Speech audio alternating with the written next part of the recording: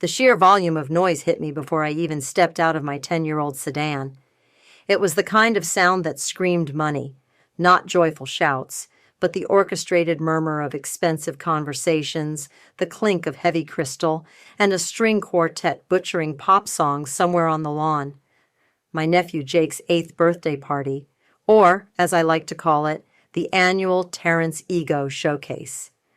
My name is Mallory, and for too long I'd been the family charity case in their eyes.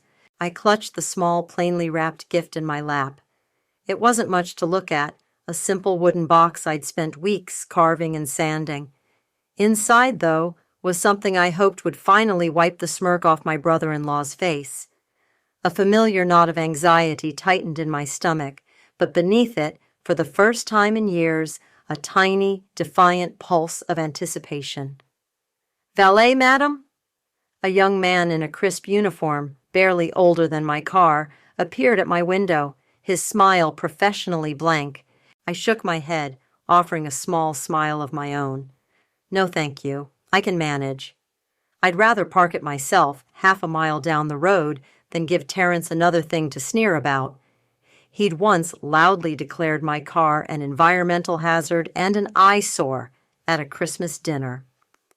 My sister Bonnie had just giggled nervously and patted his arm. The walk up the sweeping driveway gave me ample time to observe the circus.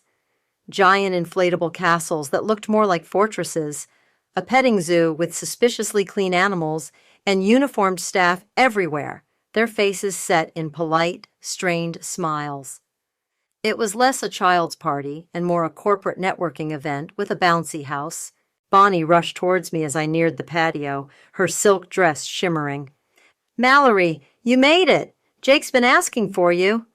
Her hug was brief, her eyes darting around as if checking for Terrence's approval. "Wouldn't miss it," I said, trying to sound more cheerful than I felt. "Where's the birthday boy?" "Oh, he's somewhere." She waved vaguely towards the throng of children.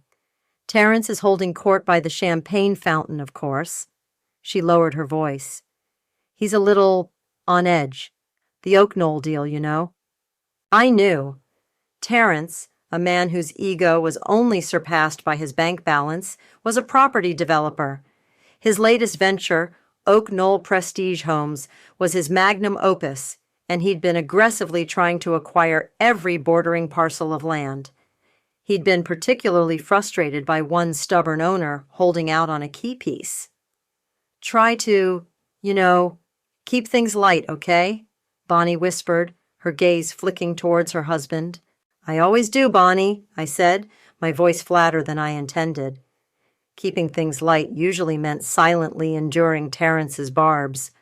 Like the time he'd picked up my resume from the kitchen counter, I'd been job hunting after a layoff, and announced to the room, "An archivist?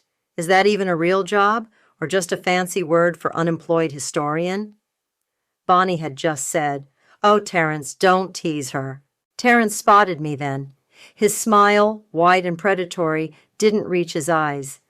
"Ah, Mallory, slumming it with us common folk, are we? Find a parking spot all right, or did you have to leave the jalopy on the main road?" His associate, Chad, a man whose chin seemed permanently tilted in disdain, snickered beside him. "Hello, Terrence," I said, keeping my expression neutral. "Happy to be here." He gestured with his champagne flute, nearly sloshing the contents. "Good, good. Jake will be thrilled with whatever interesting little trinket you've brought him." His eyes flicked to the simple box in my hands, a flicker of contempt crossing his face before the polished smile returned. I saw Jake then, his face bright with excitement, weaving through the adult legs. "Aunt Mallory!" He threw his arms around my waist. "Hey, birthday boy!" I hugged him back, genuinely happy to see him. He was the one pure, uncomplicated thing in this whole gilded mess. "I have something for you." His eyes lit up. "Can I open it now? Dad says presents are after the magician."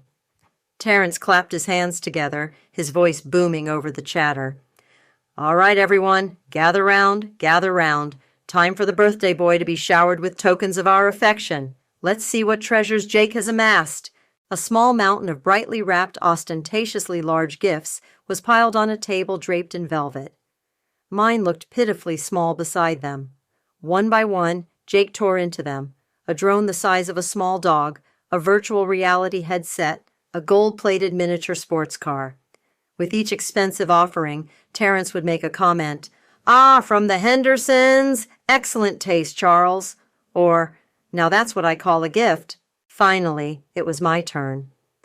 Jake reached for my small box, his brow furrowed in concentration as he picked at the plain brown paper.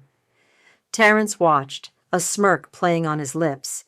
He leaned towards Chad, muttering something that made the other man chuckle. "And last, but I'm sure not least in sentimental value," Terence announced, his voice dripping with sarcasm, "a little something from Aunt Mallory." He winked at the assembled guests, who tittered politely. "Let's see what Aunt Mallory has scraped together for the birthday boy." Jake's small fingers fumbled with the simple string I'd used instead of ribbon. He looked up at me, his brow furrowed. "It's a special knot, Aunt Mallory?" "Just a simple one, sweetie," I said, my voice surprisingly steady. Before he could undo it, Terence's hand shot out, snatching the box from Jake's grasp. "Let Daddy have a look first, champ. Make sure it's age-appropriate." He held the small, unadorned wooden box between his thumb and forefinger, as if it were something he'd scraped off his shoe. He shook it lightly, then peered at it with an exaggerated frown. "Seriously, Mallory?" he scoffed, his voice carrying across the suddenly quieter patio. The string quartet had thankfully paused between songs. "My boy has a room overflowing with the best toys money can buy, and you bring him this?" He didn't even wait for an answer. "My boy deserves better than this trash from his impoverished aunt." With a flick of his wrist, he tossed the box. It wasn't a violent throw, but it was dismissive, contemptuous. It landed with a dull thud on a nearby marble-top table, amidst a collection of discarded cocktail napkins and empty glasses. Chad and a few of Terence's other cronies let out appreciative snickers. I saw Bonnie flinch, her face flushing a deep crimson. She wouldn't meet my eyes, instead fussing with a non-existent crease in her dress. Embarrassed for me, or because of me? With Bonnie, it was always hard to tell, but it usually came down to what made her life with Terence easier. I kept the smile fixed on my face. It wasn't a happy smile, but it was serene, almost unnervingly so, if I did say so myself. Inside, a cold, satisfying calm was spreading. This was it, the point of no return. Jake's lower lip trembled. "Daddy! Aunt Mallory made it!" He scrambled off his chair and darted to the table, carefully picking up the wooden box. He clutched it to his chest, glaring at his father. "It's not trash, Jake, son. It's rustic," Terence said, trying to recover, though the smirk hadn't left his face. "Why don't you open that lovely remote-controlled monster truck Mrs. Henderson got you?" But Jake ignored him, his attention solely on the box. He sat back down on the grass, turning it over and over. He found the tiny, almost invisible clasp I'd carved into the side. He fumbled with it for a moment, his tongue poking out in concentration. Then, with a soft click, the lid sprang open. He peered inside, his brow furrowed. It clearly wasn't the toy he'd been expecting.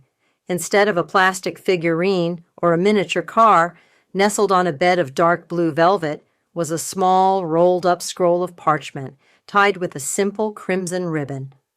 "What is it?" Jake asked, looking up at me, then at his father.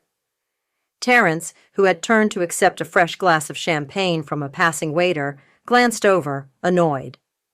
"Probably a coupon for a free hug, knowing your aunt's budget."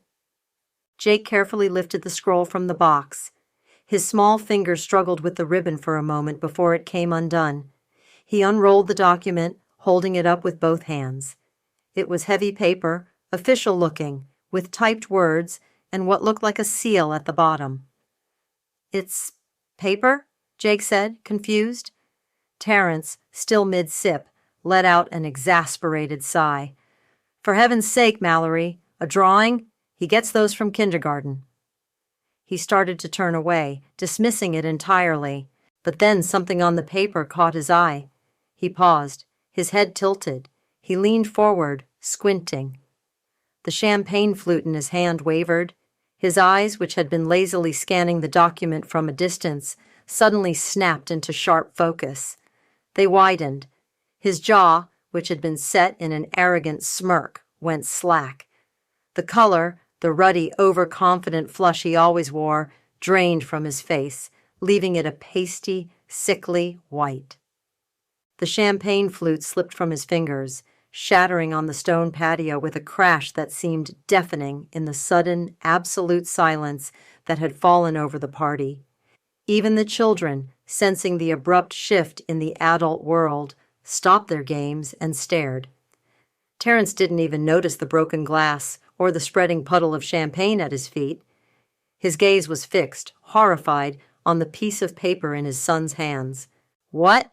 he stammered, his voice a hoarse whisper that was shockingly loud in the stillness. "What is this?" I let the silence stretch for a beat, enjoying the tableau. Terence, frozen like a statue, his face a mask of disbelief. Bonnie, hand fluttering to her mouth, her eyes wide and darting between me and her husband. The guests, a sea of curious, confused faces. Even Jake looked up, sensing the monumental shift in the atmosphere. "It's the deed to the Blackwood Creek parcel, Terence," I said, my voice calm and clear, easily cutting through the stunned quiet. "The one bordering your estate, the one you've been trying to buy for the Oak Knoll development." I smiled at my nephew. "Happy birthday, Jake. Technically it's yours now, but I'll manage it for you until you're older." The words hung in the air. You could practically see the gears grinding in Terence's head as the implications hit him, one by one, like a series of body blows. Blackwood Creek, the crucial final piece of the puzzle for his Oak Knoll prestige homes.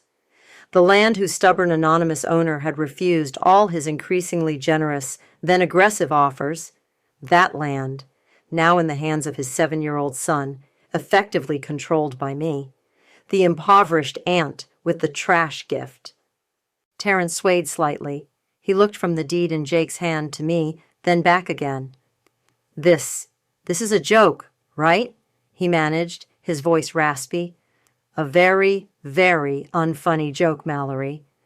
"No joke, Terence," I replied, still smiling that serene, infuriating smile. "It's all perfectly legal. My lawyer, Mr. McBride, is very thorough." "McBride!" Terence choked out the name. Elliot McBride was one of the sharpest, most expensive real estate lawyers in the city. The kind of lawyer Terence himself used. The party, which had been teetering on the brink of awkward, now plunged headfirst into disaster. Whispers erupted around us. "Blackwood Creek? Did she say she owns it? But Terence needs that land." Chad, Terence's associate, looked like he'd swallowed a wasp. His face was a mottled red. He stepped forward. "Now, see here, Mallory, this is hardly the time or place." "I think it's the perfect time and place," I said, my gaze unwavering. Terence finally found his voice, or at least a strangled version of it. You can't do this. That land is vital." "Is it?" I feigned surprise. "I just thought it was a nice, quiet spot. Good for bird watching. Jake likes birds, don't you, sweetie?" Jake, still holding the deed, nodded enthusiastically. "Can we build a birdhouse there, Aunt Mallory? A really big one?" "We absolutely can," I said. Bonnie finally unfroze. She rushed to Terence's side, placing a placating hand on his arm. "Terence, darling, perhaps Mallory is just confused. Maybe it's a different parcel." "It's Blackwood Creek, Bonnie," I said gently. "Lot 7, bordering the northwest edge of your property line. I'm sure Terence has the plat maps memorized by now." He did. I could see the recognition, the dawning horror in his eyes. He knew exactly which piece of land it was, the linchpin. The rest of the party was a blur of strained smiles and hasty departures. The magician packed up his doves without performing a single trick. The caterers began clearing away untouched canapes, Terence stood rooted to the spot, occasionally muttering, "This isn't happening," while Bonnie tried to usher guests out with forced pleasantries. I helped Jake re-roll the deed and place it carefully back in its wooden box. "You keep this safe, okay?" I told him. "It's very important." He nodded solemnly. "More important than the drone?" "Much more important," I said. Later that evening, long after I'd driven home, my old car feeling like a chariot of triumph, the phone rang. I knew who it would be. "Mallory!" Terrence's voice was a low growl, a potent cocktail of fury and disbelief. "What in God's name do you think you're doing?" "Hello, Terrence," I said calmly, settling into my armchair. "Lovely party." Jake seemed to enjoy his gifts. "Don't play coy with me. This stunt with the land. You need to fix this. Now." "Fix it?" I asked. "I don't think anything's broken, Terrence. In fact, I think it's working out perfectly." I could hear Bonnie in the background, her voice muffled but anxious. "Terrence, please. Mallory, just tell us what you want. Don't make things difficult." "Difficult?" I repeated. "Oh, Bonnie, I'm not the one making things difficult. Terrence has been doing a fine job of that all on his own for years." "You will sell me that land, Mallory," Terrence roared back into the phone. "Name your price. I don't care. Just end this farce." I paused, letting him stew in his own impotent rage. Then I said, my voice sweet as poison, "We can discuss it, Terrence. My consultation rates are quite high these days, especially for family." I heard a sputtering sound, then a string of curses. I smiled and gently pressed the end call button. The next few days were satisfying. My lawyer, Elliot, called twice. The first time it was to inform me that Terrence's legal team had been in touch, making polite but increasingly urgent inquiries about the Blackwood Creek parcel. "They're trying to find a loophole, Mallory," Elliot said, a hint of amusement in his usually dry tone. "So far they're coming up empty. Your acquisition was ironclad." "I never doubted you, Elliot," I replied. The second call was even better. "Mr. Walsh himself called my office directly this morning," Elliot reported. "Quite agitated. He seemed to believe I could somehow persuade you. I informed him that my duty is to my client, and my client seems perfectly content with the current arrangement." "And how did he take that?" I asked, picturing Terrence's face, probably puce-colored. "He used some rather colorful language," Elliot said. Then he hung up. "I suspect you'll be hearing from him again, through less official channels." He was right. 2 days later, my phone buzzed with a text from an unknown number. "Mallory, it's Terrence. Let's have lunch. My treat. We need to talk, calmly." Calmly, that was rich coming from him. But I agreed. The fanciest, most ostentatiously expensive restaurant in the city, of course. His choice, naturally. He was already there when I arrived, seated at a prime table, looking rumpled and stressed despite his tailored suit. The usual arrogant swagger was noticeably absent. He stood a little too quickly when I approached. "Mallory, thanks for coming." He even pulled out my chair. A first. "Terrence," I said, nodding. "You're looking, well, you've looked better." A muscle twitched in his jaw. "Let's dispense with the pleasantries. The land." "Ah, yes, Blackwood Creek. Lovely spot. Jake's already designing a truly magnificent birdhouse." "This isn't a game, Mallory," he hissed, leaning forward, his voice low and urgent. The waiter arrived to take our order, and Terrence waved him away impatiently. "Just bring us water." Once the waiter was out of earshot, he continued. "My investors are concerned. The Oak Knoll project is on a knife edge. That parcel is non-negotiable for the access road and utilities. You know this." "I'm beginning to understand its strategic importance, yes," I said, taking a slow sip of my water. "Look," he said, trying for a conciliatory tone that sounded utterly foreign on him, "I'm prepared to offer you a fair market price. A very generous fair market price, in fact. More than it's worth, frankly, considering it's just a patch of undeveloped woodland." "More than it's worth to whom, Terrence?" I asked. To a bird watcher, perhaps. But to a developer whose multi-million-dollar project hinges on it, I'd say its value is considerably higher. He ran a hand through his already disheveled hair. What do you want, Mallory? Just tell me. Is this about money? I can give you money. Enough so you won't have to worry about things. He gestured vaguely, clearly meaning, enough so you won't have to live your sad little life anymore. Oh, I'm not worried about money, Terrence, I said smoothly. I've made some rather astute investments over the years. You'd be surprised what a mere archivist can learn about financial markets. His eyes narrowed. What is this, then? Revenge? For some perceived slight? For me calling your gift trash? Perceived slight? I laughed, a genuine laugh this time. Terrence, your entire relationship with me has been one long, continuous slight. The trash comment was just the cherry on top of a very moldy cake. He flinched. Good. I'm trying to be reasonable here, he said, his voice tight. I need that land. I'll pay you double what you paid for it. Triple. Triple? I tapped my chin thoughtfully. That's generous, but I'm not sure it reflects its true value. To you. I smiled sweetly. Remember all those lectures you gave me about business acumen, Terrence? About understanding leverage? About not being emotional in negotiations? I was listening. His face was darkening. The carefully constructed calm was cracking. You have no idea what you're messing with, Mallory. This project is huge. It's bigger than you, bigger than your petty grievances. Oh, I think I do, I replied, my voice cool and steady. And it seems I'm messing with it quite effectively. He slammed his hand on the table, making the water glasses jump. Heads turned. You'll regret this, Mallory. You think you're clever, but you're just being destructive. Am I? I picked up my purse. Or am I finally playing by your rules? He stared at me speechless, his chest heaving. Enjoy your lunch, Terrence, I said, standing up. The water's on you, I believe. I walked out of the restaurant, leaving him fuming amidst the clatter of expensive cutlery and the curious stares of the other diners.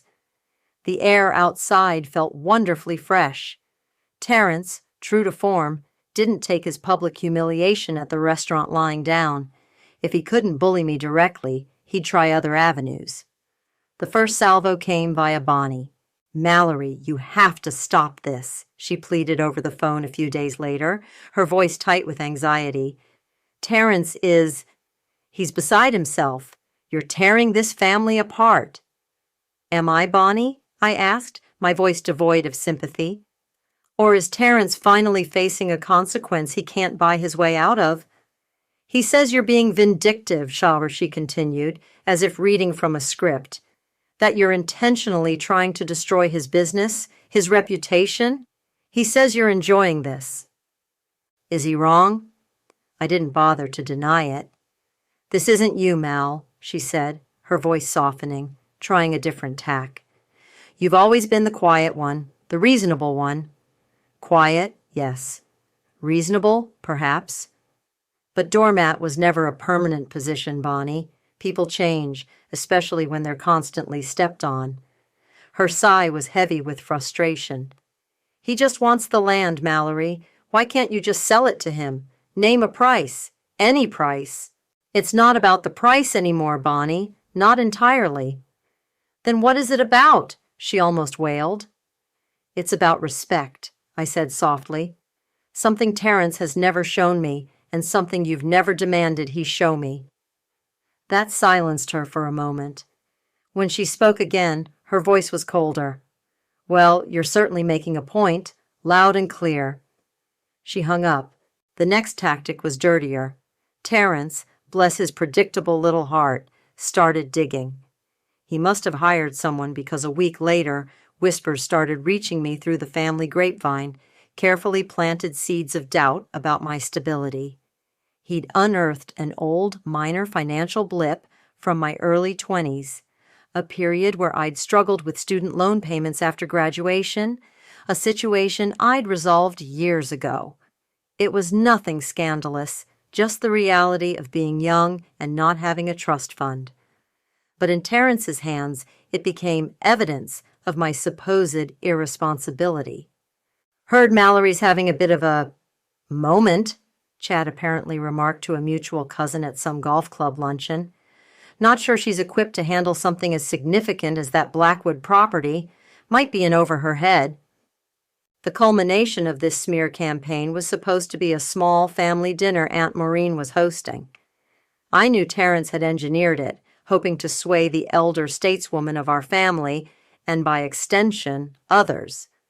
Bonnie was there, looking pale and stressed, avoiding my gaze. Terrence was in full faux charming mode, all solicitous concern. "We're just worried about Mallory, Aunt Maureen," he said, his voice dripping with false sincerity as he passed her the gravy. "This land deal, it's complex. Perhaps she's bitten off more than she can chew. We wouldn't want her to get into any difficulties." He subtly alluded to my past financial instability. Aunt Maureen, a woman whose gaze could freeze lava, set down her fork with a deliberate clink. She looked at Terrence, then at me, then back at Terrence. "Difficulties, Terrence?" she said, her voice quiet, but carrying the weight of iron. "The only difficulty Mallory ever had was being born into a family that includes people too blinded by their own reflection to see true worth." Terrence's smile faltered. "Mallory," Aunt Maureen continued, turning to me, her eyes surprisingly warm, "is the most sensible, level-headed person in this entire clan. She always has been. If she's decided to hold on to that piece of land, I trust she has an excellent reason. And if she decides to sell it, I trust she'll get exactly what it's worth. To the penny." She then looked directly at Terrence. "As for being in over her head, the only person I see floundering here, Terrence, is you. And frankly, it's long overdue." The silence that followed was thick enough to spread on toast. Bonnie looked like she wanted the floor to swallow her. Terrence's face was a study in barely suppressed fury. He'd expected an ally. He'd found a judge and jury. I just smiled, a small genuine smile this time, and offered Aunt Maureen the bread basket. "More bread, Aunt Maureen?" The victory was sweet, but the war wasn't over. Later that night, Bonnie called again. This time she was crying. Not angry crying, but desperate, broken sobs. "Mallory, please," she choked out between gasps. "You have to end this. You have to sell him the land." "Bonnie, we've been over this." "No, you don't understand," she cried. He's threatening to pull the funding for the Children's Literacy Gala, the one I've been chairing for 3 years. All that work. It's next month. He said if this land issue isn't resolved his way by then, he'll cancel his company's sponsorship. It's the biggest one we have. The whole event will collapse." I closed my eyes, using her charity, her one passion project, against her. That was low, even for Terrence. "Please, Mal," she begged, her voice raw. "Just sell it to him. For me. Please." Bonnie's tearful plea about her charity gala was a new low, even for Terrence. He was willing to sabotage something she cared deeply about, something that actually did some good in the world, all to pressure me. It was disgusting, but it also told me something important. He was getting truly desperate. His usual tactics weren't working, and the walls were closing in. News of the Stalled Oak Knoll project had started to leak beyond family whispers. I'd heard from a former colleague who now worked in city planning that Terrence's permit applications were on indefinite hold pending resolution of the access issue. His investors, initially patient, were now reportedly making noises. Chad, his supposed friend and key backer, was apparently asking some very pointed questions. Terrence's carefully cultivated image of the infallible Midas Touch developer was beginning to tarnish. Then came the PR stunt. I saw it online first, a glossy photo of Terrence, beaming benevolently, handing an oversized check to the director of a well-known local children's hospital. The accompanying article gushed about his generous spirit an unwavering commitment to the community. Tucked into the final paragraph was a carefully worded quote from Terrence himself.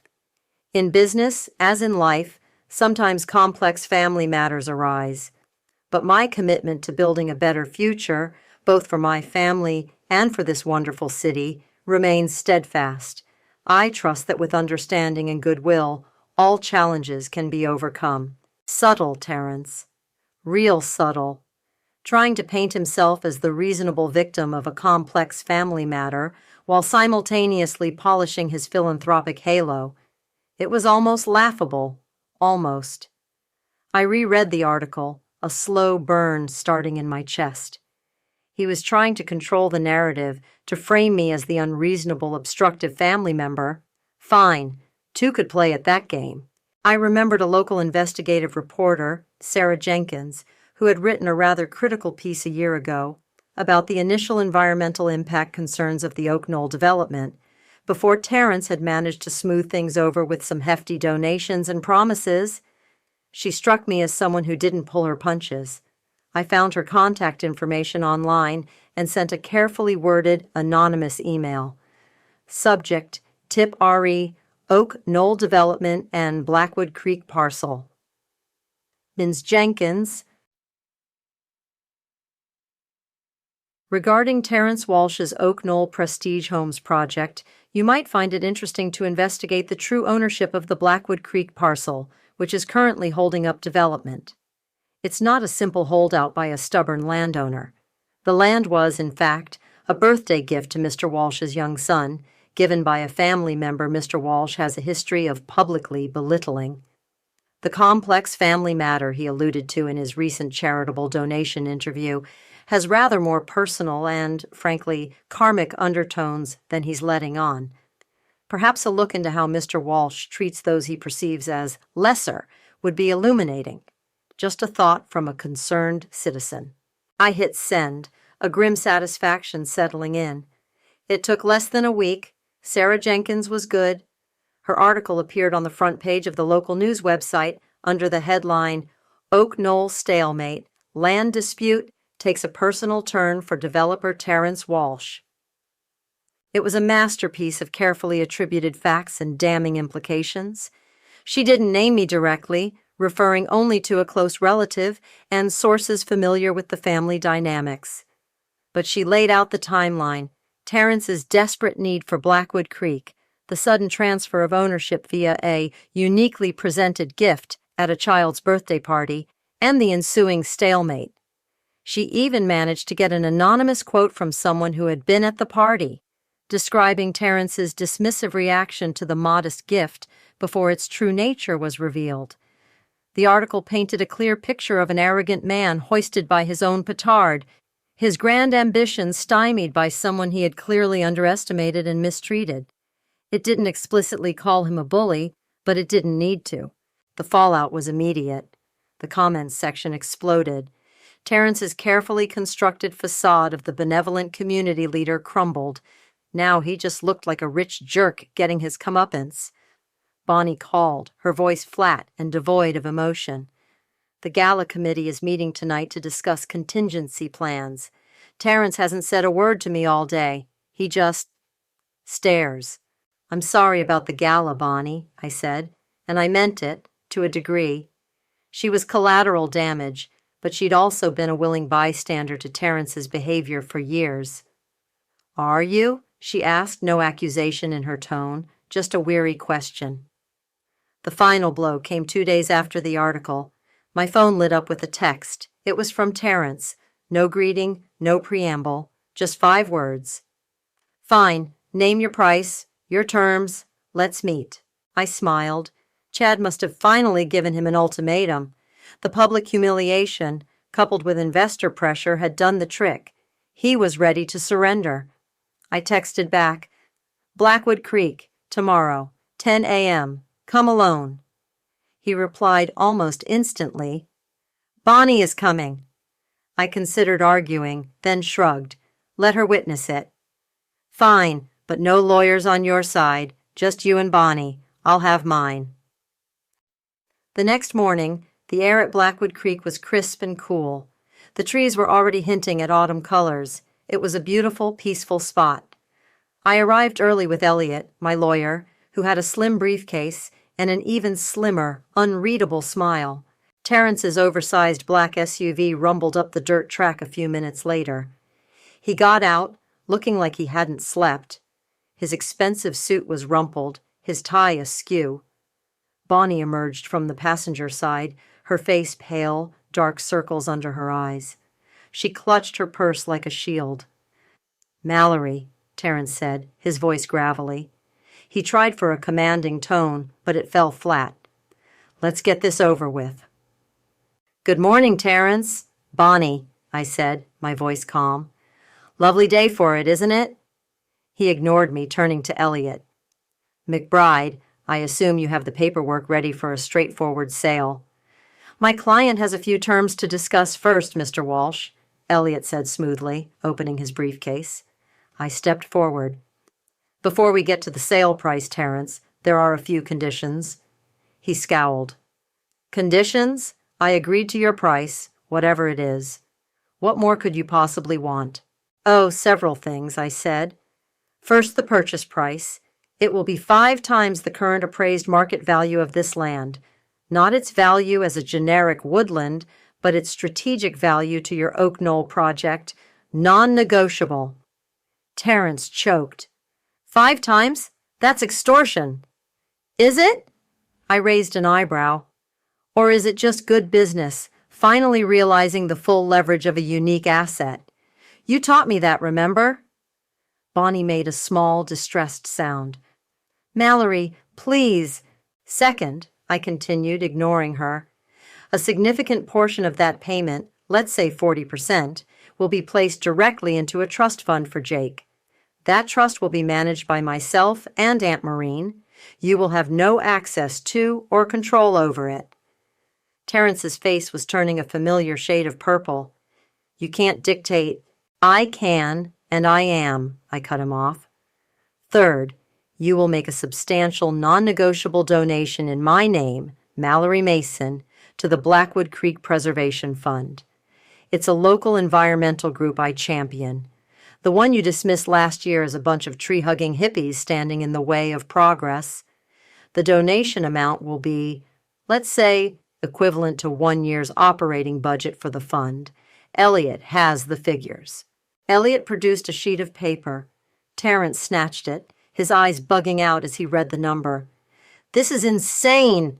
"And finally, Terrence," I said, my voice dropping a little, savoring the moment, "the most important condition. You will deliver a formal, written apology to me. You will read it aloud, right here, right now, in front of Bonnie, Mr. McBride, and myself. It will acknowledge your consistently disrespectful and demeaning behavior towards me over the years. It will specifically retract your comment about my gift to Jake being trash, and it will acknowledge my astuteness." This was the one that broke him. The money he could stomach, the forced philanthropy he could spin.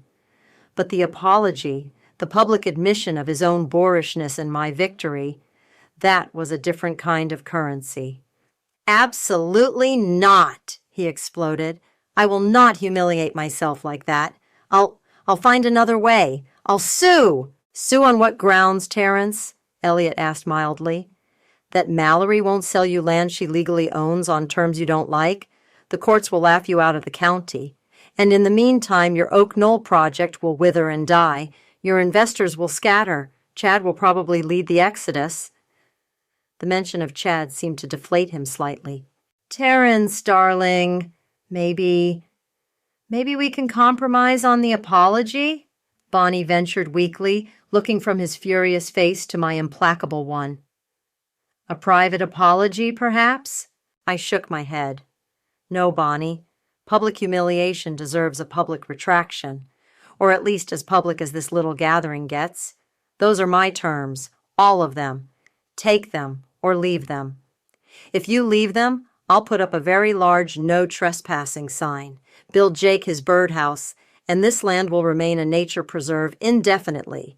Your choice." I turned as if to walk away. Elliot calmly began to pack his briefcase. The silence stretched. I could hear birdsong, the rustle of leaves. Terrence stood there, his chest heaving, his fists clenched. I could almost see the war raging inside him, his monumental pride versus the ruin of his ambitions. Finally, with a sound that was half-groan, half-strangled sob, he sagged. "Fine," he bit out, the word tasting like ash in his mouth. "Give me the damned paper." Elliot handed him the apology I had drafted the night before. Terrence's hand shook as he took it. He stared at it for a long moment, his lips moving silently as he read. Then he lifted his head, his eyes burning with a mixture of rage and utter defeat. He began to read, his voice choked, stumbling over the words. "I, Terrence Walsh, do hereby apologize to Mallory Mason for my past disrespectful and demeaning behavior." Each word was an agony. When he got to the part about the trash gift, his voice cracked. He had to stop, take a ragged breath, and force himself to continue. He read the final line acknowledging my astuteness in a barely audible whisper. When he finished, he crumpled the paper in his fist, his face a mask of raw humiliation. He signed the agreements Elliot presented with a vicious slash of the pen. He didn't say another word. He just turned, stalked back to his SUV, yanked the door open, and got in. Bonnie hesitated for a moment, looking at me, her expression unreadable, then followed him. The SUV roared to life and sped away, spitting gravel. After they were gone, a profound quiet settled over Blackwood Creek. Elliot discreetly packed the signed documents. Bonnie's last look lingered in my mind. Then, as if from a distance, I heard her voice, just before she'd gotten into the car. She'd turned back to me, her face a pale oval in the dappled sunlight. "Are you happy now, Mallory?" she'd asked, her voice quiet, almost hollow. "Was it worth destroying everything?" I looked out over the trees, the peaceful land that was, for a few more moments, mine. "Define everything, Bonnie," I had replied. And I still didn't have an answer for her, or perhaps for myself. The ink on those agreements wasn't even properly dry before the changes began. Terrence's Oak Knoll Prestige Homes project lurched back to life, bulldozers appearing on the horizon almost immediately. But Terrence himself? He was a ghost at his own groundbreaking. I saw photos online, him standing stiffly beside Chad and some city officials, the trademark arrogant smirk replaced by a tight, forced grimace. He looked smaller somehow, diminished. The money, when it landed in my account and in Jake's new trust, felt substantial. Not life-altering in a buy a private jet way, but enough to breathe, to make choices. The donation to the Blackwood Creek Preservation Fund, publicly announced in my name, caused a small, satisfying stir. I attended their next meeting, no longer just a quiet supporter, but a significant benefactor. They were thrilled, and I felt a genuine warmth seeing their plans for new trails and educational programs take shape. My relationship with Bonnie shifted into a new, undefined territory. The day after the meeting at Blackwood Creek, she'd called. "The gala is proceeding," she said, her voice flat. "Terrence reinstated the funding. He hasn't spoken a word to me about anything else." "I see," I replied. There was a long pause. "Are you coming to the gala, Mallory?" It wasn't an invitation filled with warmth, more a question of protocol, of navigating this new fractured landscape. "I don't think so, Bonnie," I said gently. "It's your night, and honestly, I think we both need some space." Another pause. "Perhaps you're right," she conceded, a hint of weariness in her tone. "He's different, quieter, more watchful." I could imagine. The power dynamic in their house had undoubtedly experienced a seismic tremor. Bonnie, who had always deferred, had witnessed his utter dismantling. That kind of knowledge changes things, subtly but irrevocably. Whether it would make their marriage better or worse, or just different, remained to be seen. I suspected she was seeing his vulnerabilities for the first time, and perhaps her own complicity. Aunt Maureen called a week later. "Heard you took Terrence to the cleaners, dear," she said. No preamble, her voice crackling with amusement. "And had him read an apology? Marvelous. Wish I'd been a fly on the wall, or perhaps a particularly judgmental squirrel." "It was effective," I said, smiling. "Good," she said. "Some people only learn through public humiliation and a significant hit to the wallet. He had it coming for years. Don't you feel 1 ounce of guilt, Mallory?" "I don't," I admitted. And it was true. There was a profound sense of rightness, of a balance restored. Not a giddy happiness, but a deep, settled satisfaction. Vindication. I did go back to Blackwood Creek a few weeks later, just before the construction crews were due to start clearing the access route. It was still peaceful. I walked the perimeter, the deed, now Jake's, managed by me and Aunt Maureen, feeling like a tangible weight of responsibility, but also of power. I found a sturdy old oak near where we'd stood that morning. I didn't build a birdhouse, not yet. But I imagined Jake, years from now, understanding the story of this land, of this gift. The echoes of that day still lingered. Terrence would never be the same strutting peacock.